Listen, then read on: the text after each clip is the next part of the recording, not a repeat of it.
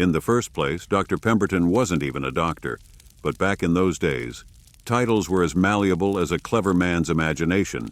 You see, no one would have given a second thought to a concoction called Mr. Pemberton's Triplex Liver Pills. Too plain, too ordinary. So John Stith Pemberton, a humble pharmacist from Columbus, Georgia, did what any enterprising man of his time would do. He gave himself a promotion. Suddenly, he wasn't just John Pemberton, corner druggist. He was Dr. Pemberton, purveyor of fine cures like Dr. Pemberton's globe of flour cough syrup and Dr. Pemberton's extract of Stillinger blood medicine. Oh, the names were grand, but the results? Well, they were like most of the patent medicines of the post-Civil War era, hit or miss. Now, John wasn't a snake oil salesman, mind you.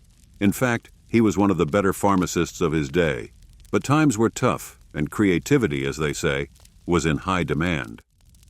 It wasn't long after moving his business to Atlanta that he began experimenting with something new, something he thought could really make a difference. You see, most medicines back then relied heavily on alcohol. But John, ever the innovator, wanted something different. No alcohol in this new brew.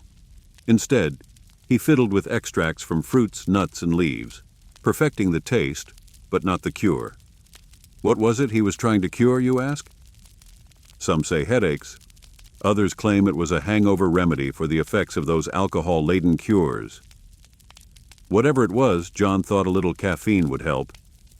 And maybe, just maybe, a touch of cocaine. By the summer of 1886, John Pemberton had his formula, a reddish-brown syrup that he believed would change everything. He took it to Jacobs's Pharmacy, one of Atlanta's finest establishments. The manager, curious, asked what was in it. John smiled, keeping the secret close, and suggested they try it. "Just mix it with water," he said, "and see for yourself." Jacobs bought it, advertised it, but the sales were sluggish. Perhaps Georgians weren't suffering enough that summer, or perhaps they weren't quite ready for this new potion. But, as fate would have it, the real breakthrough was yet to come.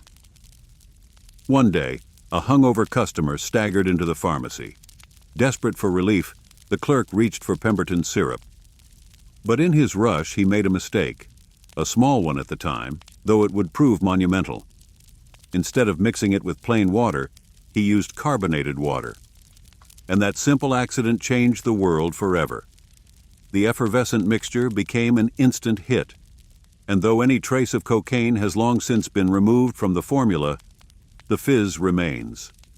Dr. Pemberton had stumbled upon something far greater than a headache cure. But as with many great inventors, John Pemberton would never reap the rewards.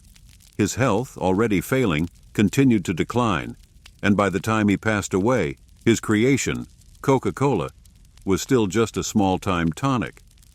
His business, the one he had poured so much of himself into, could have been bought for a mere $2,000. Little did he know that one day, that humble creation would become one of the most recognized names in the world. And so, now you know the rest of it.